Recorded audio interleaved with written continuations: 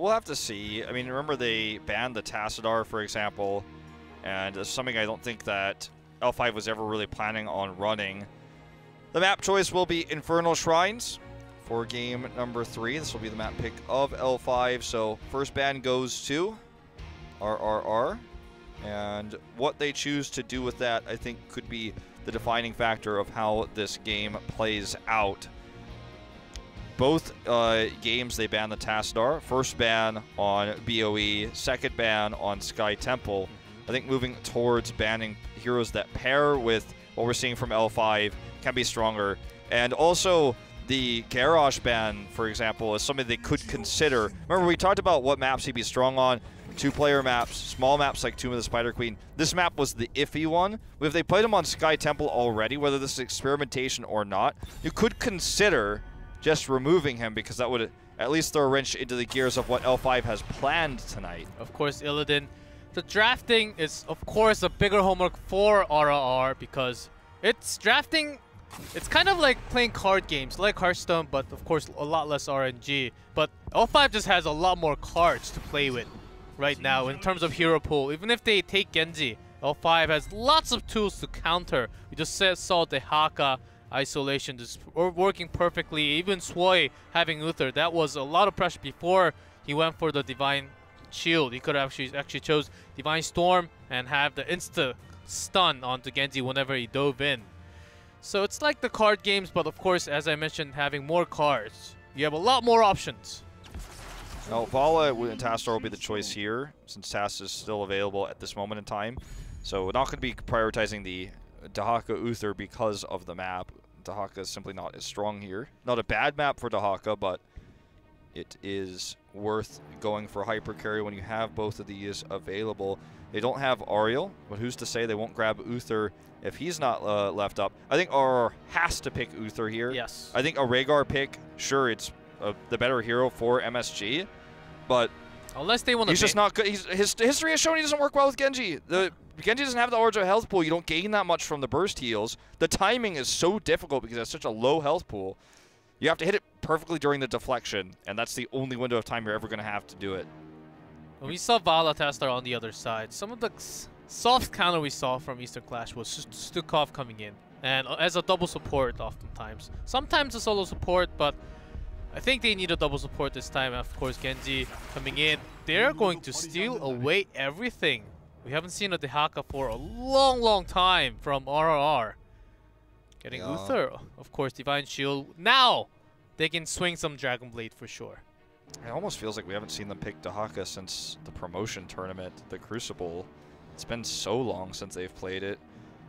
Just checking right now. I want to know the exact stats of this. I don't even see Dahaka on the sheet. I don't think they have ever. Okay, 4 times actually. 4 times this season by Kong. But that's like, out of how many games they've played, that's very low. I mean, that is quite low. In fact, that might even include the Crucible. I'm not entirely sure if the stats do or not, but they rarely run the hero. This is a surprise pick by them to run it on this map, but perhaps just trying to take a page out of L5's book here. The Greymane pick is, or ban I should say, is obvious because they already have Uther, and that's a go-to pick for RRR. They're trying to force HGC into either the Li Ming or quite possibly on this map, the Kael'thas, which I know it sounds crazy, but with her very limited hero pool, it's something that L5 has clearly studied and researched. It's a great go-to pick. Yeah, pretty good wave clear also when you're taking out those getting those numbers in the shrine. The flames really work together, and sometimes the living bomb can do a lot of work if they're all staying in together.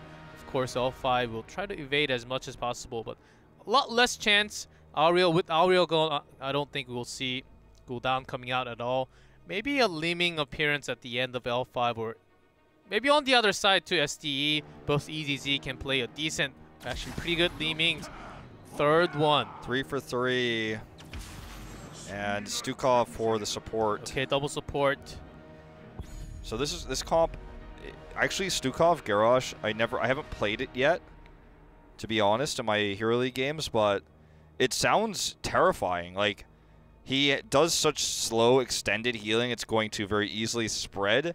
and then he uses his bio kill switch, and then it bursts into Garrosh, and then he like gets low again, but he has so much armor. It's so much more sustained healing, like way more sustained healing than Uther can provide alone.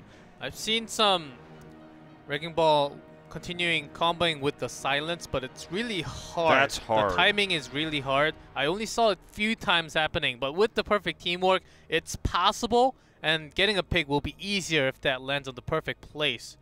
But let's see if that happens often. Oftentimes, Kong was away from his comfort positioning, and he was getting into those groundbreaker, the Q from Garrosh every single time in game number 1. Let's see if Hooligan tried to get... Ooh! They took 2 different pages out of 2 different drafts for L5. That's right, game 1 and game 2. But these are totally different compositions, and it's a very different map. The dive here against a very well protected Vala and Stukov is going to be difficult. You can get picks onto Stukov, I think, a lot easier than you will ever get the picks onto Vala, because her vault just gives her a lot of extra mobility. I think getting the grab onto Vala, if we see good positioning out of SC, is going to be so difficult. But I guess that's the game plan here. Hooligan is loving it, though. He is not phased by this whatsoever. Obviously, the toss onto Chen as well really ruins his brew, could put him into a lot of compromising positions. I think he's going to be the primary Wrecking Ball target in many of these team fights. I just feel like there's not enough range damage, not enough sustained damage. The burst healing is there for Genji, but L5 will out-heal. And now they've got the extra CC. Very likely to be Jungha on the Kerrigan. We almost forgot! The Kerrigan is back in Infernal Shrines, guys, and that's more than enough damage. And double support, I think they can have a pretty good time sustaining themselves right there.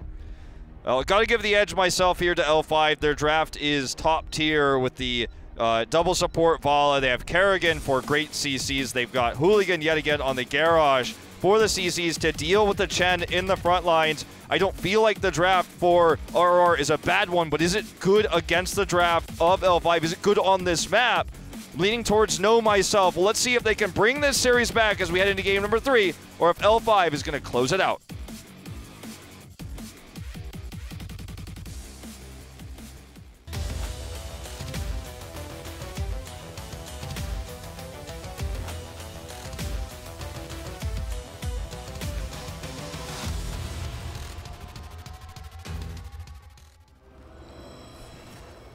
Hooligan on Garrosh once more, 3 for 3. SC, title best Vala in the world. Jungha on the Kerrigan, he's made a name for himself. Tasdar, of course, by SDE. And over here for RRR. Odok on Chen, MSG on Uther, EGZ on Avatar, Kong on Genji this time, and take a look on Dahaka. Swoy is on the Stukov. For some reason, forgot to mention him, but he is the support, so this is an obvious statement. Hold on to his ballistics mount, remembering the good old times. And also, this is before the Kerrigan changes coming in. Yes. This is still the Garrosh patch 27.0, guys. Just to remind you guys. Even when you find SC like this, you need a lot more than 2 members to lock her down, lock the Vala down. As support is there. Oduk is going to start to push this top lane. He's got decent wave clears, got the Abathur hat. And it will be Abathur in the mid lane right now. So trying to be aggressively dominating in the lanes. I like this tactic a lot, because if they can get a pick, it will really make the mid game a lot easier. There's a lot of risk with this, though, against Kerrigan, Stukov, and Garrosh. So you need to make sure that if they make sure they don't try to force the pick. If it looks like, okay, he's probably going to get away, that they might get the kill, probably best to just back away and not look for the maybe. With how much CC is on the side of L5. And I like this laning and talent choice coming out from Tasdar.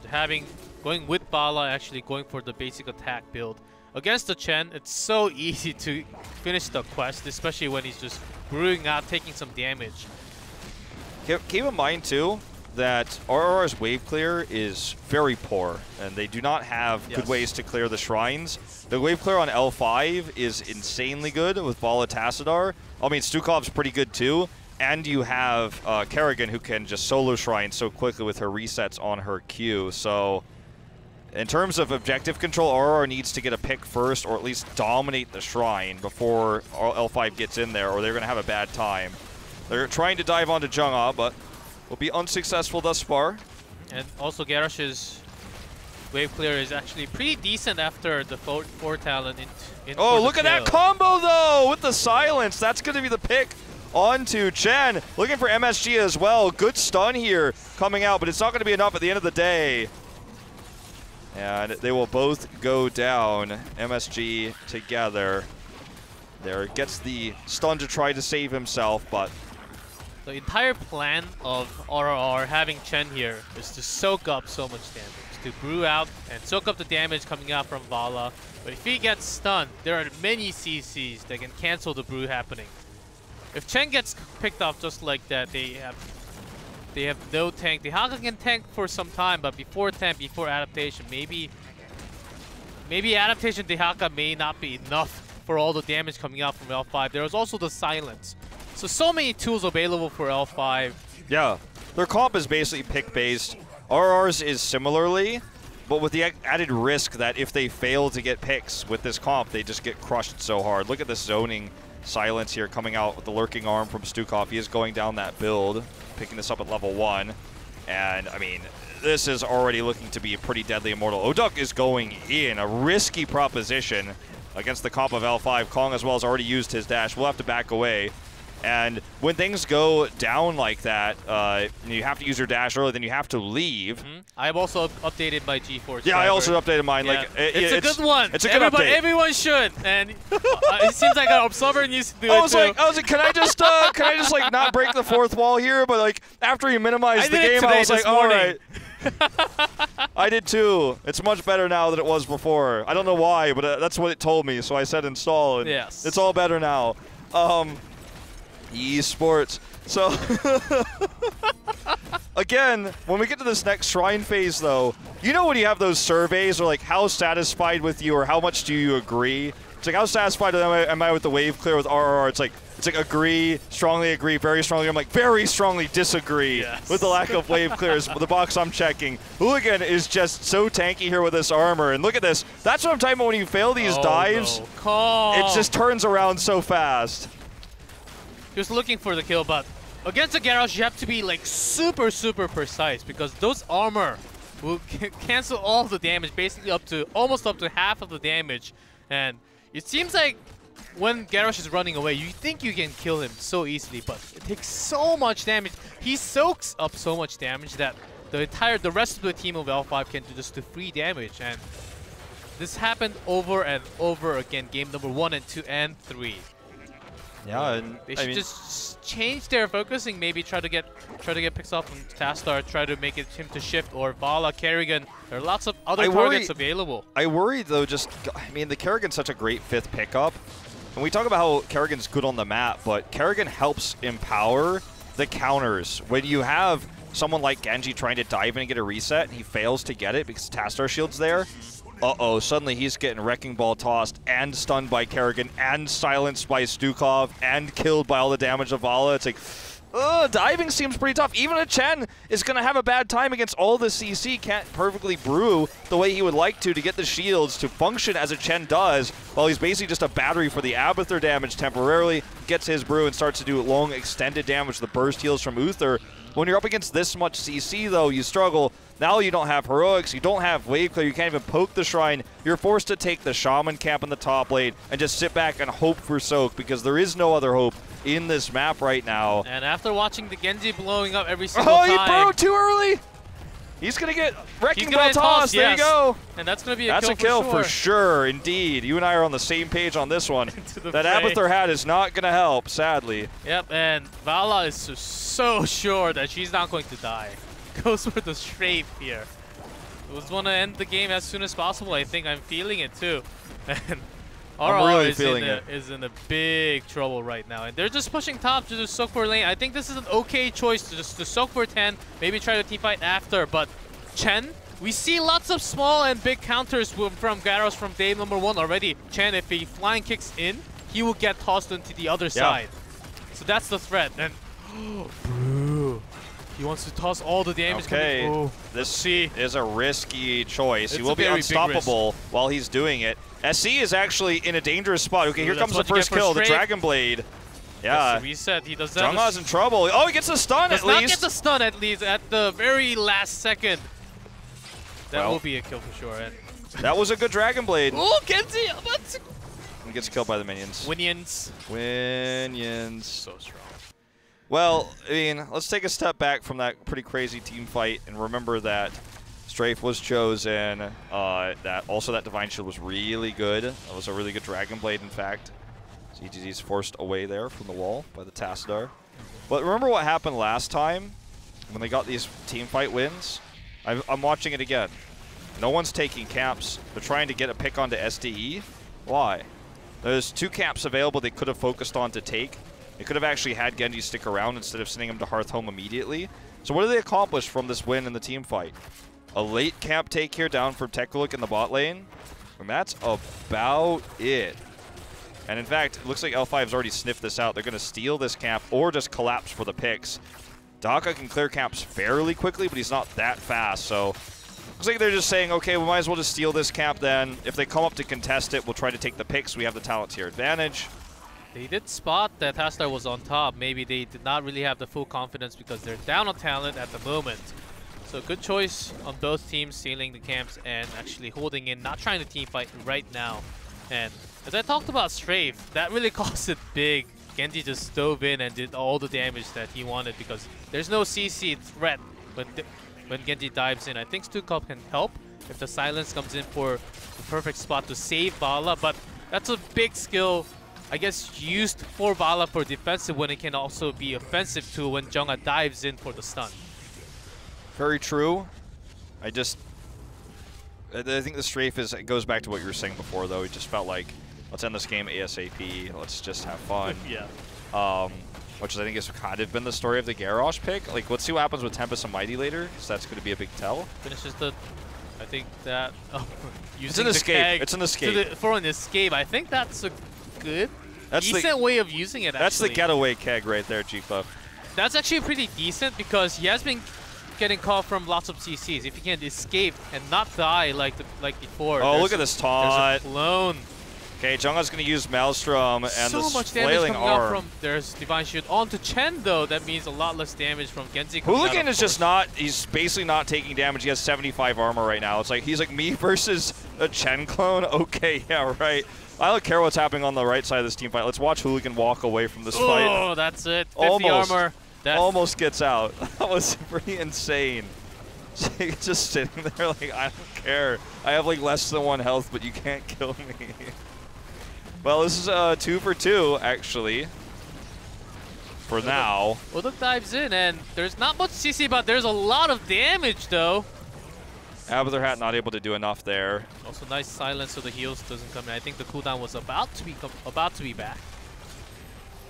Well, this is a small win. They got the the gate, I should say, down there. I was going to say force field, the gate at the bottom lane. But with this take, it's going to push them nearly to the edge on level 16, L5 that is. They have control of the shrine. They have the better wave clear. Chen's respawn's coming in a bit late.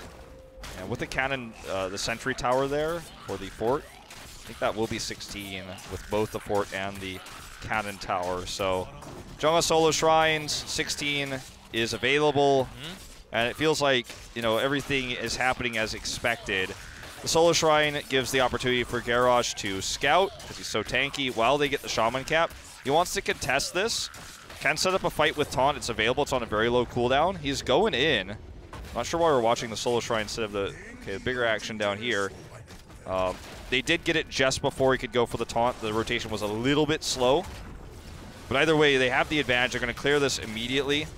And now this Immortal is going to do work. It's a Frozen Punisher. Not an Immortal. Sorry. My bad. With nomenclature there. An RR doesn't have 16 yet. They have very little poke. Their comp is a dive comp, but I don't think you could dive against what L5 has drafted here. You really have to be careful of those stuns coming in. Hooligan can drag you out of the fight in this position. Even a chance just like that. And stuns coming in. And there's a perfect wall there. It's unstoppable, though! but does take damage. Strafe! It was the right choice after all! It was the right choice, but here comes Dragonblade with the shield. Shields ends! Basically, there's no chance of going in right now. Another stun coming out from the Look at that Punisher. bio kill switch healing too. There's just so much sustainability for the side of L5.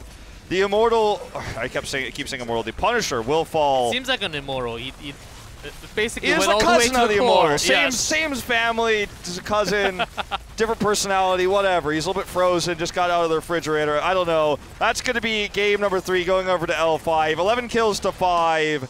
They dominate this series, take it 3-0. No one in the world was surprised by the results tonight, but RRR, I feel like, drafted themselves into a corner, especially in that third game. The Kerrigan pick was the great follow-up. That's right. You can't dive a comp that's designed to take defensive engagements, especially in lane. And that's why we saw so many times when Chen was trying to go in, he was just immediately wrecking balled into the turrets. We saw when Genji tried the same, he was immediately wrecking balled into the cannon towers. The kills coming through defensively led to an early lead. They had the way better wave clear, so they always had map control. You can't dive a comp that's